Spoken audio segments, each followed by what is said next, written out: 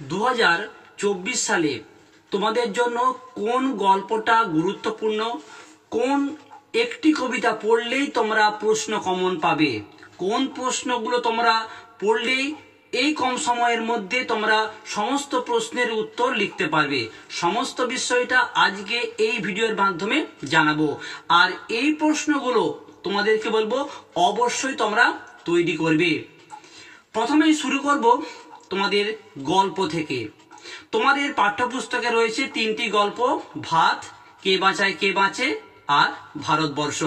2024 সালের জন্য তোমরা জাস্ট একটা গল্প ভালো করে তৈরি করো, সেটি হলো ভাত গল্পটা। 2024 সালের জন্য মোস্ট ইম্পর্টেন্ট যে গল্পটি রয়েছে সেটি হলো ভাত। তোমরা যদি এই ভাত গল্পটা ভালো করে তৈরি করতে পারো, অর্থাৎ এই ভাত গল্পের প্রশ্নগুলো ভালো করে তৈরি করো, তোমরা এখান থেকেই শিওর প্রশ্ন তোমরা কমন পাবে। আর যে দুটো গল্প রয়েছে, কে বাঁচায় কে বাঁচে এবং ভারতবর্ষ, এই দুটো তৈরি করতে আর হবে না। তোমরা ভাত থেকে এই কয়েকটা প্রশ্ন খুব ভালো করে তৈরি করে নাও। প্রথম প্রশ্নটা ভীষণ গুরুত্বপূর্ণ। তোমরা তৈরি করবে যে ভাতে হাত ডুবিয়ে দিতে সে স্বর্গ সুখ পায়। কে সে কে?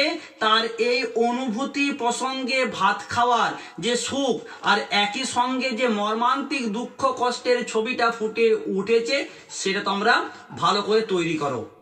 এই অংশটা ভীষণ গুরুত্বপূর্ণ। তোমরা প্রশ্ন করবে ভাত গল্পের একবারে শেষ পার্টেতে আমরা যদি যাই, সেখানে যে দেখব দাঁত বের করে সে কামটের মতো হিংস্র ভঙ্গি করে। এই যে উৎসব নাইয়ার এই যে চরিত্রটা, এর কারণ কি, এই রূপ আচরণের কারণ কি, এটাও কিন্তু মোস্ট ইম্পর্টেন্ট একটি তোমাদের জন্য প্রশ্ন। তোমরা এর পাশাপাশি তোমরা প্রশ্ন করো উৎসব নাইয়ার যে মাতলার গর্ভে সর্বস্ব চলে গেছিল, এই অংশ থেকে তোমরা ভালো কিছু প্রশ্ন তৈরি করে নাও। এই অংশ থেকে তোমরা প্রশ্ন করবে যা আর নেই, যা ঝড় জল মাতলার গর্ভে গেছে, তাই খুঁজে খুঁজে উৎসব পাগল হয়েছিল। এই অংশটা তুলে তোমরা ভালো করে একটা প্রশ্ন তৈরি করে নাও, ভীষণ গুরুত্বপূর্ণ। এর পাশাপাশি তোমরা দেখতে পারো এই যে উৎসব নাই আর মাতলার গর্ভে সব চলে গেছিল, এর যে পরের পরিস্থিতি, এখান থেকেও কিন্তু প্রশ্ন আসতে পারে। কিরকম না, পেটে ভাত নেই বলে উৎসব প্রেত হয়ে আছে। তোমরা প্রশ্ন করবে কিভাবে উৎসব প্রেত হয়ে গেছিল, সে আবার কিভাবে মানুষে পরিণত হয়েছিল।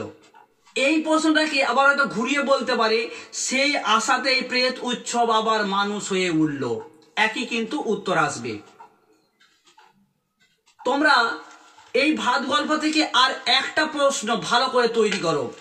সে যখন স্টেশনে বসে বসে ভাত খাচ্ছিল এবং পুলিশে যখন তাকে ধরে নিয়ে চলে গেল, সেখানে একটা অংশ আছে যে আসল বাধাটার খোঁজ করা হয় না আর উৎসবের।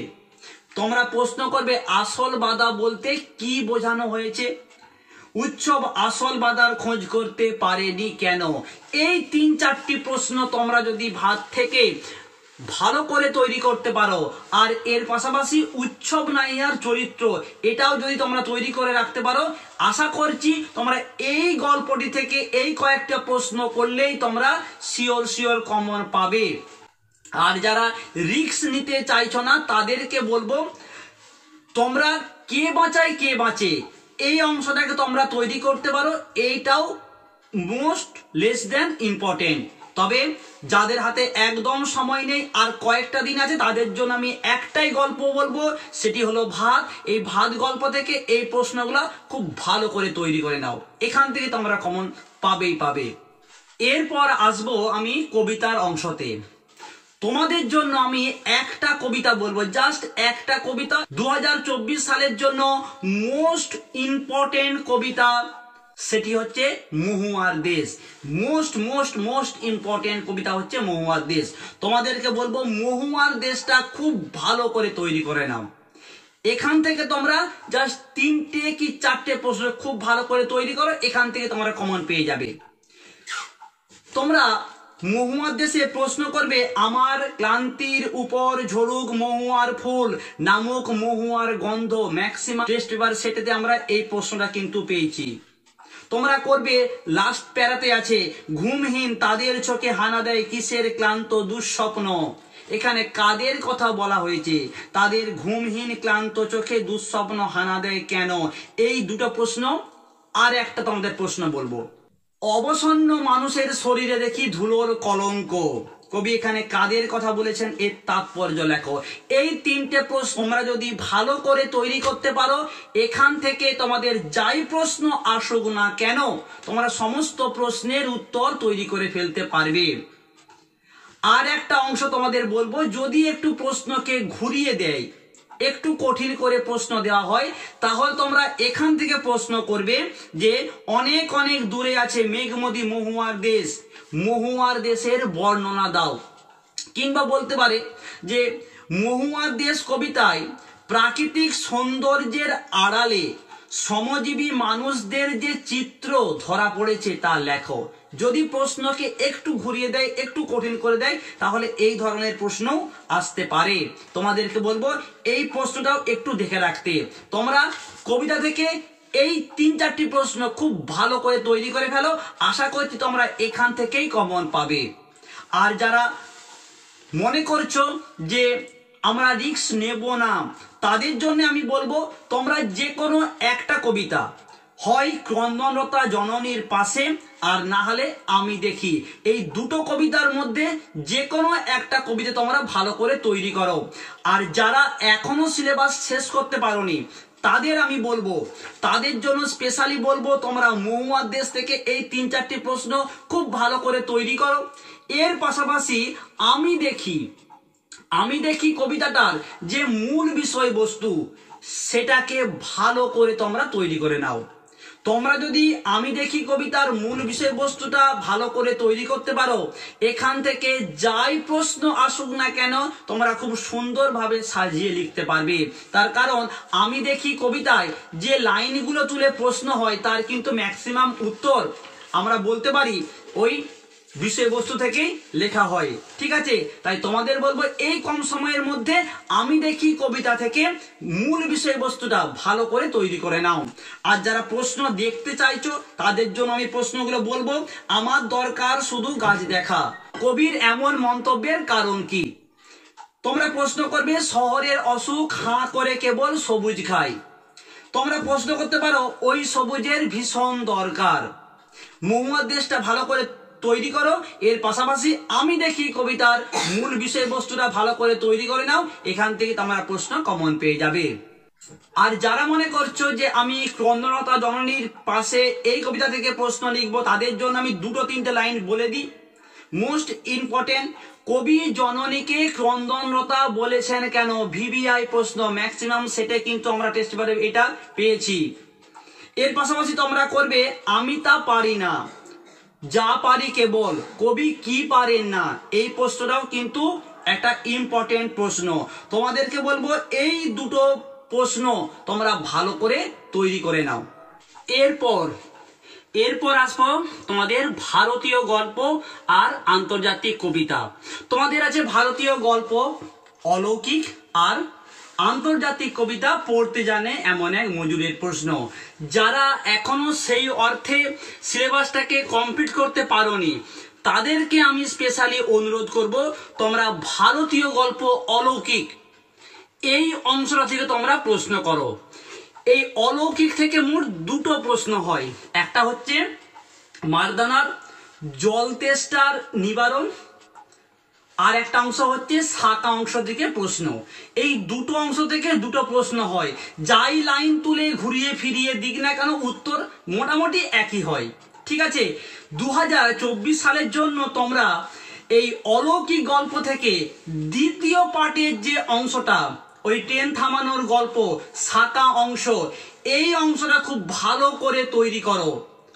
তোমরা যদি এই গল্পটার শেষ অংশটা 2-3 বার পড়ে ফেলতে পারো, তোমাদের আর কোনো প্রশ্ন মুখস্থ করতে হবে না। তোমরা যে কোনো প্রশ্নের উত্তর খুব সুন্দরভাবে লিখে ফেলতে পারবে। তোমরা এই অলৌকিক গল্প থেকে, এই সেকেন্ড পার্টটা থেকে কোন কোন লাইন তুলে প্রশ্ন আসে? তোমরা প্রশ্ন করবে চোখের জলটা তাদের জন্য, ভীষণ গুরুত্বপূর্ণ অংশ। 2024 সালের জন্য ভীষণ গুরুত্বপূর্ণ প্রশ্ন, চোখের জলটা তাদের জন্য। প্রশ্ন আসতে পারে যে বক্তা কাদের জন্য চোখের জল উৎসর্গ করেছেন, এই যে ঘটনায় বক্তার চোখে জল এসেছিল সেই ঘটনাটি সংক্ষেপে লেখো। এই অংশটা ভালো করে তৈরি করে নাও।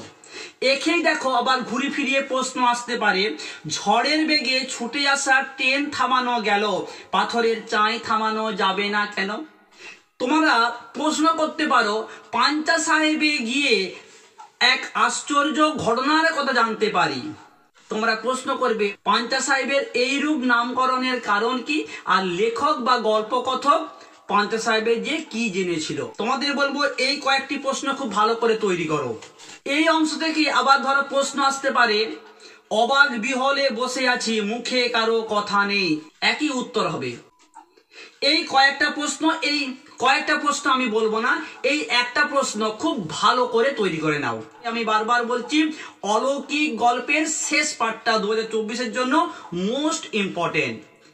আর এক্সট্রা রূপে তোমরা দেখতে পারো যে গল্পটা মনে পড়লে হাসি পেত, বা গল্পটা আমাদের স্কুলে শোনানো হয়েছিল, এই অংশটাও তোমরা একটু দেখতে পারো। এটা হচ্ছে প্রথম পার্টের অংশ, মারদোনার তেষ্টা নিবারণের গল্প। আর যদি অলৌকিক থেকে প্রশ্নকে ঘুরিয়ে দেওয়া হয়, একটু কঠিন করে দেওয়া হয়, তাহলে তোমাদের বলবো এই দুটো প্রশ্নের পাশাপাশি আর একটা অংশকে দেখতে। কোনটা? অলৌকিক গল্পে হাত দিয়ে পাথরের চাই থামানোর ঘটনাটি লেখক প্রথমে বিশ্বাস করেননি, কেন? পরে কিভাবে তার কাছে সেটা বিশ্বাসযোগ্য হয়ে উঠেছিল। এইভাবেও দুটো প্রশ্নকে একসঙ্গে মিক্সড করে দিতে পারে যদি একটু প্রশ্নপত্রকে টাফ আসে। না হলে এই শাখা অংশ, চোখের জলটা তাদের জন্য, অবাক বিহলে বসে আছি, মুখে কারো কথা নেই, ঝড়ের বেগে ছুটে আসা ট্রেন থামানো গেল, পাথরের চাই থামানো যাবে না কেন, এই লাইনগুলো তুলে ভালো করে প্রশ্ন করো, উত্তর দেখবে ম্যাক্সিমাম প্রশ্নের একটাই উত্তর হবে ওই সেকেন্ড পার্টটা থেকে। কেমন? আর তোমাদের আমি বলবো যেহেতু সময়টা কম, তোমাদের আর পড়তে জানে এমন এক মজুরের প্রশ্ন করা লাগবে না। আর যারা মনে করছো আমি পড়তে জানে এমন এক মজুরের প্রশ্ন থেকে প্রশ্ন করব, তাদের জন্য আমি কয়েকটা প্রশ্ন জানিয়ে দিচ্ছি, তোমরা দেখে নাও যে এই প্রশ্নগুলো করেছো কিনা। প্রথম প্রশ্ন তোমরা করো, ভারত জয় করেছিল তরুণ আলেকজান্ডার, একলাই নাকি? তোমরা প্রশ্ন করো আলেকজান্ডারকে একলাই নাকি বলতে কবি কি বুঝিয়েছেন। তোমরা প্রশ্ন করবে স্পেনের ফিলিপ কেঁদেছিল খুব, আর কেউ কাঁদেনি, এই অংশগুলো তোমরা একটা প্রশ্ন করে নাও। কিংবা তোমরা করতে পারো পাতায় পাতায় জয়, জয়োৎসবের ভোজ বানাতো কারা? প্রশ্ন আসতে পারে সেই সন্ধ্যায় কোথায় গেল রাজমিস্ত্রিরা, রাজমিস্ত্রিরা কি নির্মাণ করেছিল? এই প্রশ্নের মাধ্যমে বক্তা কি বলতে চেয়েছেন। তোমরা প্রশ্ন করতে পারো যে পড়তে জানে এমন এক মজুরের প্রশ্ন কবিতায় কবি কোন সত্যকে তুলে ধরেছেন। এই কয়েকটা প্রশ্ন তোমরা করে ফেলো। আর যারা এখনো সেই অর্থে সিলেবাস শেষ করতে পারোনি, আমি তো বললাম তোমাদের জন্য অলৌকিক গল্পের একটা প্রশ্ন ভালো করে তৈরি করে নাও। কেমন? এরপরে আসবো নাটক অংশ। তোমাদের সিলেবাসে আছে দুটো নাটক, একটা হলো বিভাব আর একটা হচ্ছে নানা রঙের দিন। আমি তোমাদের প্রথমেই বলবো তোমরা যে কোনো একটা নাটককে চুজ করো, যার যেটা ভালো লাগবে সেখান থেকে আমি যে প্রশ্নগুলি তোমাদের জানাবো তোমরা ভালো করে তৈরি করে নাও। কেউ যদি লিখতে যাও বিভাব, তাহলে বিভাব থেকে আমি যে প্রশ্নগুলি তোমাদের জানাবো ভালো করে তৈরি করো। নানা রঙের দিন প্রশ্ন করার কোনো প্রয়োজন নেই, কারণ তোমাদের পরীক্ষায় একটাই উত্তর লিখতে হবে নাটক থেকে, হলে বিভাব, না হলে নানা রঙের দিন। আর যারা মনে করছো যে আমার কাছে নানা রঙের দিন নাটকটা সহজ, আমি এখান থেকে প্রশ্ন লিখবো, তাদের জন্য নানা রঙের দিন থেকে জাস্ট 3-4টা প্রশ্ন বলে দেবো, 3-4টা প্রশ্ন নয় অংশ বলে দেবো, ভালো করে তৈরি করো, ওখান থেকে তোমরা প্রশ্ন শিওর কমন পেয়ে যাবে।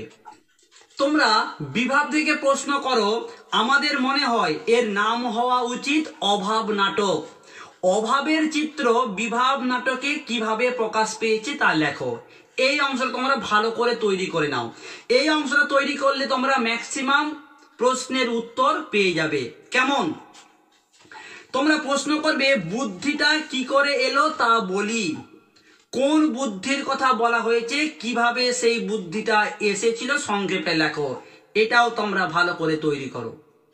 তোমরা প্রশ্ন করবে আর একবার এক মারাঠি তামাশায় দেখেছিলাম।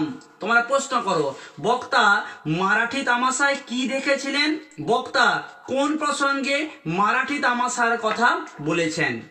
তোমরা প্রশ্ন করতে পারো এই পড়ে বুকে ভরসা এলো, কি পড়ে বক্তা ভরসা পেয়েছিলেন, প্রসঙ্গ উল্লেখ করে ভরসা পাওয়ার তাৎপর্য লেখো। তোমরা করতে পারো সে খুব আর্টিস্টিক মরা, একেবারে ইস্থেটিক মরা, কোন প্রসঙ্গে এই বক্তব্য, এর তাৎপর্য লেখো। এই 3-4টা প্রশ্ন খুব ভালো করে করে নাও। এই 3-4টা প্রশ্ন করে রাখো। বিভাগ থেকে যা প্রশ্ন আসুক, যেখান থেকেই প্রশ্ন আসুক, এই 3-4টা প্রশ্ন তৈরি করলেই তোমরা প্রত্যেকটি প্রশ্নের উত্তর খুব সুন্দরভাবে নিজে লিখে আসতে পারবে, কথা দিচ্ছি। আর যারা বলছো আমি নানা রঙের দিন থেকে প্রশ্ন লিখবো, তোমাদের বলবো তোমরা এখান থেকে প্রশ্ন করবে রজনীকান্তের চরিত্র ভীষণ গুরুত্বপূর্ণ। এই অংশটাকে আবার হয়তো কোনো একটা লাইন তুলে বলতে পারে যে এই উক্তির আলোকে বক্তার চরিত্র নিরূপণ করো, এইভাবেও প্রশ্ন তোমাদের দিতে পারে। কিংবা তোমরা একটা প্রশ্ন করো যে নানা রঙের দিন নাটকে থিয়েটারের টিকিট কেনা খদ্দের সম্পর্কে রজনীকান্তের মতামত কি এবং কেন। এই প্রশ্নটা ভীষণ গুরুত্বপূর্ণ। দর্শক সম্পর্কে রজনীকান্তের মতামতটা ভীষণ গুরুত্বপূর্ণ। এই অংশ তোমরা ভালো করে তৈরি করো। এখান থেকে এই অংশ থেকে বিভিন্ন লাইন তুলে প্রশ্ন করতে পারে, তোমাদের বলতে পারে তোমার ওই পাবলিক আমি কাউকে বিশ্বাস করি না। কিংবা বললো যারা বলে নাট্যাভিনয় একটি পবিত্র শিল্প তারা সব গাধা। কিংবা বলতে পারে এই পবিত্রতার নামাবলীটা সেই দিন হঠাৎই ফাঁস হয়ে গেল আমার সামনে। কোন দিনের কথা বলা হয়েছে, কিভাবে পবিত্রতার নামাবলী ফাঁস হয়ে গিয়েছিল, ভালো করে তৈরি করো এই প্রশ্নটা। তোমরা প্রশ্ন করবে আমাদের দিন ফুরিয়েছে, কে কোন প্রসঙ্গে এই উক্তি করেছেন, এর কারণ কি। এই 3টে প্রশ্ন ভালো করে তৈরি করো। এই 3টে প্রশ্ন তৈরি করার পর যদি তোমাদের নাটক থেকে একটু ঘুরিয়ে প্রশ্ন হয়, কিরকম প্রশ্ন আসতে পারে, তোমাদের প্রশ্ন আসতে পারে যে নানা রঙের দিন একাঙ্ক নাটক হিসাবে কতখানি সার্থক তা আলোচনা করো।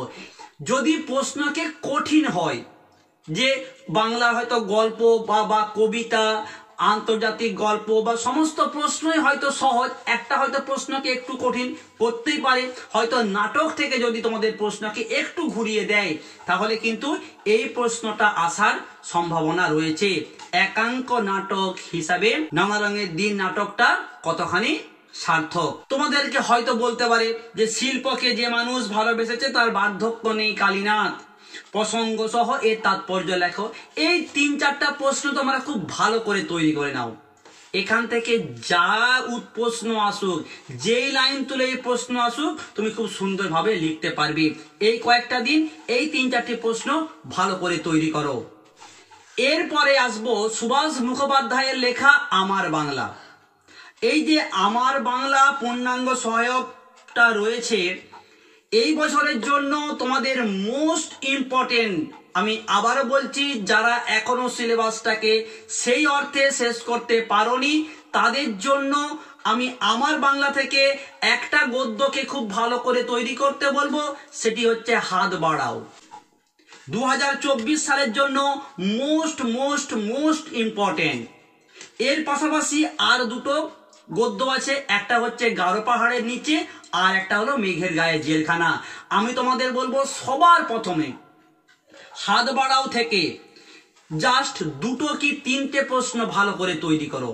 এই দুটো তিনটে প্রশ্ন তৈরি করলেই আশা করছি 2024 সালে তোমরা প্রশ্ন কমন পাবে। তার কারণ বিগত কয়েক বছর কিন্তু এই হাত বাড়াও থেকে কোনো প্রশ্ন আসেনি। মোস্ট ইম্পর্টেন্ট 2024 সালের জন্য হাত বাড়াও। তোমরা প্রশ্ন করো, তোমরা হাত বাড়াও তাকে সাহায্য করো, লেখক কাকে কিভাবে এবং কেন সাহায্য করতে বলেছেন। তোমরা প্রশ্ন করো, সেই সরু লিগলিকে আঙুল দিয়ে সেই সব খুনিদের শনাক্ত করছে, কে কাদের শনাক্ত করছে, কেন তাদের খুনি বলা হয়েছে। এই দুটো প্রশ্ন মোস্ট ইম্পর্টেন্ট। যেহেতু তোমরা একটা গদ্য তৈরি করছো, তাই তোমাদের বলবো আরো দুটো প্রশ্নকে এক্সট্রা রূপে দেখো। যেমন তোমরা তৈরি করতে পারো, আজও সেই দুটো জ্বলন্ত চোখ আমাকে থেকে থেকে পাগল করে, এইটা। আর সেই জ্বলন্ত চোখ শান্তি চাই, কার চোখের কথা বলা হয়েছে, সে কেমন ধরনের শান্তি চাই। এই দুটো প্রশ্ন তোমরা তৈরি করতে পারো এক্সট্রা রূপে। তবে তোমরা যদি ভালো করে তোমরা হাত বাড়াও তাকে সাহায্য করো, লেখক কাকে কিভাবে সাহায্য করতে বলেছেন, কেন বলেছেন, এই প্রশ্নটা, আর সরু লিগলিকে আঙুল দিয়ে সেই সব খুনিদের সে শনাক্ত করছে, এই দুটো প্রশ্ন তোমরা যদি ভালো করে তৈরি করো, এই হাত বাড়াও থেকে যা প্রশ্ন আসুক তোমরা প্রত্যেকটি প্রশ্নে টু দা পয়েন্টে লিখতে পারবে, গ্যারান্টি দিয়ে বললাম। আর যারা রিস্ক নিতে চাইছো না তাদেরকে আমি বলবো, গাঢ় পাহাড়ের নিচে, এই গাঢ় পাহাড়ের নিচে থেকে তোমরা প্রশ্নরা তৈরি করে ফেলো। এখান থেকে তোমাদের আমি জাস্ট দুটো প্রশ্ন বলবো, দুটো প্রশ্ন ভালো করে তৈরি করতে। কি, গাঢ় পাহাড়ের নিচে যারা বসবাস করে তাদের জীবনযাত্রা কেমন ছিল, তাদের জীবনযাত্রার বর্ণনা দাও, এইটা তোমরা করে নাও। আর একটা হচ্ছে, কিন্তু হাতি বেগার আর চললো না, হাতি বেগার কি, কিভাবে এটা বন্ধ হয়েছিল। ঠিক আছে, এই দুটো প্রশ্ন মোস্ট ইম্পর্টেন্ট। কিংবা তোমাদের হয়তো এই লাইনটাকেই তুলে হয়তো বলতে পারে, তাই প্রজারা বিদ্রোহী হয়ে উঠল, এই অংশ তুলেও তোমাদের প্রশ্ন আসতে পারে। তোমরা এই গাঢ় পাহাড়ের নিচে থেকে দুটো প্রশ্ন মেনলি তৈরি করো, এই হাতি বেগার কথা আর গাঢ় পাহাড়ের নিচে যারা বসবাস করে সেই সমস্ত অধিবাসীদের জীবনযাত্রার বর্ণনা, তাহলেই আশা করছি তোমরা কমন পেয়ে যাবে। এরপরে আসবো ভাষা অংশ। তোমাদের পরীক্ষায় ভাষা থেকে দুটো প্রশ্ন দেওয়া হয়, একটা প্রশ্ন লিখতে হবে। তোমাদের জন্য এই বছরের মোস্ট ইম্পর্টেন্ট রূপতত্ত্ব আর বাক্যতত্ত্ব, এই দুটো অংশ থেকে প্রশ্ন আসার সম্ভাবনা 2023 সালে সব থেকে বেশি রয়েছে। তোমরা বাক্যতত্ত্ব থেকে প্রশ্ন করো, বাক্য কাকে বলে, গঠনগত দিক থেকে বাক্যকে কয়টি ভাগে ভাগ করা যায় ও কি কি, উদাহরণ সহ আলোচনা করো। তোমরা প্রশ্ন করবে, বাক্যের অব্যবহৃত উপাদান বলতে কি বোঝো, বাক্যের অব্যবহৃত উপাদান বিভাজনের নীতিগুলি উদাহরণ সহ লেখো। এই দুটো প্রশ্ন তোমরা বাক্য থেকে ভালো করে তৈরি করে নাও। এই বছরের জন্য মোস্ট ইম্পর্টেন্ট বাক্যতত্ত্ব তো আছেই, তার পাশাপাশি রূপতত্ত্ব।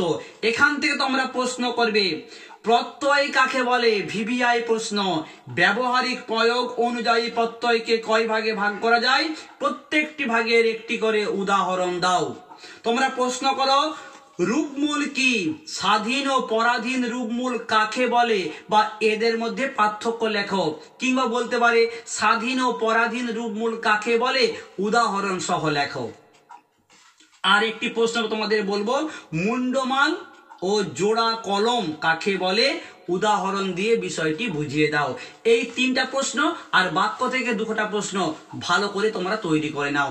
আশা করছি এখান থেকেই তোমরা প্রশ্ন কমন পাবে। এরপরে আসবো বাংলার শিল্প সাহিত্য সংস্কৃতি থেকে।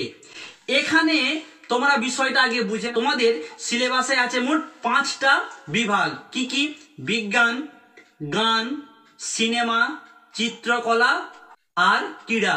এই 5টার মধ্যে যে কোনো 4টা বিভাগ থেকে 4টা প্রশ্ন দেওয়া হয়, তোমাকে দুটো প্রশ্নের উত্তর লিখতে হবে। 2024 সালের জন্য তোমরা একটা বিভাগ করবে, একটা বিভাগ করলে সেখান থেকে প্রশ্ন পাবে। আর তোমাদের দুটো বিভাগ আমি জানিয়ে দেবো, সেখান থেকে তোমার একটা প্রশ্ন কমন পেয়ে যাবে। ওকে, প্রথম যেটা করলেই পাবে সেটা হলো বিজ্ঞান। 2024 সালে বিজ্ঞান থেকে একটা প্রশ্ন শিওর থাকবে। তোমরা বিজ্ঞান থেকে প্রশ্ন চর্চার ইতিহাসে কাদম্বিনী বসু, জগদীশ চন্দ্র বসু, মেঘনাথ সাহা, বিধানচন্দ্র রায়, প্রফুল্লচন্দ্র রায়, এই ৩-৪ জনের ভালো করে অবদান তোমরা তৈরি করে নাও। এখান থেকেই তোমরা শিওর একটা কমন পাবে। জগদীশ চন্দ্র বসু, বিধানচন্দ্র রায়, কাদম্বিনী বসু, এই ৩টা এই বছরের জন্য মোস্ট ইম্পর্টেন্ট। এর পাশাপাশি মেঘনাথ সাহা আর প্রফুল্লচন্দ্র রায়, আমি এই দুটোকেও তোমাদের বলেছি ভালো করে তৈরি করতে। এই 5টা করলেই তোমরা শিওর একটা পেয়ে যাবে। এরপর তোমাদেরকে আমি 2টো বিভাগ বলবো যেখান থেকে একটা প্রশ্ন তোমরা শিওর কমন পাবে। একটি হচ্ছে গান আর একটা হচ্ছে সিনেমা বা চলচ্চিত্র। ঠিক আছে, তোমরা সিনেমা থেকে বাংলা চলচ্চিত্রের ইতিহাসে ঋত্বিক ঘটক, তপন সিংহ, মৃণাল সেন এদের অবদান লেখো। আমি এখান থেকেও এই 3টার থেকেও তোমাদেরকে আমি আরো শর্ট করে জানিয়ে দিচ্ছি, তপন সিংহ এবং মৃণাল সেন মোস্ট ইম্পর্টেন্ট। তোমরা সিনেমা বা চলচ্চিত্র থেকে এই দুজনের অবদান ভালো করে তৈরি করো। এরপরে আসবো গান। তোমরা গান থেকে করবে যে বাংলা গানের ধারায় কাজী নজরুল ইসলাম, অতুল প্রসাদ ও রজনীকান্ত, মান্না দে, হেমন্ত মুখোপাধ্যায় এদের অবদান লেখো। আমি এখান থেকেও তোমাদের জন্য জানিয়ে দিচ্ছি, অতুল প্রসাদ, রজনীকান্ত, মান্না দে আর কাজী নজরুল ইসলাম ভীষণ গুরুত্বপূর্ণ। তাহলে তোমরা এই 3টা বিভাগ করলেই 2টো প্রশ্ন শিওর কমন পেয়ে যাচ্ছ। আর যারা রিস্ক নিতে চাইছো না তাদের জন্য আমি চিত্রকলা থেকে জাস্ট তোমাদের আমি 3টে প্রশ্ন বলবো, 3টে নয় 2টো প্রশ্ন বলবো। বাংলার চিত্রকলার ইতিহাসে যামিনী রায় ও রামকিঙ্কর বেইজের অবদান লেখো। এর পাশাপাশি নন্দলাল বসু, মোস্ট ইম্পর্টেন্ট যামিনী রায় আর রামকিঙ্কর বেইজ। ঠিক আছে, আর একটা তোমাদের প্রশ্ন বলবো, এই প্রশ্নটিও তোমাদের মাঝে মাঝে পরীক্ষায় দেওয়া হয় যে পট বলতে কি বোঝো, এই শিল্প ধারাটির সংক্ষিপ্ত পরিচয় দাও। আর রইল তোমাদের ক্রীড়া বা খেলা। তোমরা এখান থেকে করবে যে ভারতীয় ক্রিকেটে সৌরভ গাঙ্গুলির অবদান ভীষণ গুরুত্বপূর্ণ। এই বছর সৌরভ গাঙ্গুলি পড়ার চান্স কিন্তু অনেকটাই রয়েছে। 2 নম্বর প্রশ্ন তোমরা করবে রামায়ণে বর্ণিত কাহিনী অনুসারে দাবা খেলার স্রষ্টাকে, এই খেলায় বাঙালির সাফল্যের পরিচয় দাও। এই 2টো প্রশ্ন ক্রীড়া থেকে তোমরা ভালো করে তৈরি করো, মোস্ট ইম্পর্টেন্ট। আর এর পাশাপাশি তোমাদের বলবো ফুটবলে বাঙালির কৃতিত্বের পরিচয় দাও। এই যে তোমাদের সম্পূর্ণ বাংলার সাজেশন। তোমরা কতটা তৈরি হয়েছো? আমি যে প্রশ্নগুলো বললাম, যেইভাবে তোমাদেরকে বললাম যে এই গল্পটা, এই কবিতাটা, এই আমার বাংলা থেকে এই গদ্যটা তোমরা পড়লেই কমন পাবে, এইভাবে তোমরা কতজন প্রিপারেশন নিয়েছো সমস্ত বিষয়টা কমেন্ট করে জানাও। হোয়াটসঅ্যাপ নাম্বার দেওয়া রইল, অবশ্যই মেসেজ করতে পারো। সবার খুব ভালো পরীক্ষা হবে এবং আজকে সাজেশন থেকে তোমরা সমস্ত প্রশ্ন বিগত বছরের মতো কমন পাবে, এই প্রতিশ্রুতি দিয়ে শেষ করব আজকের আলোচনা।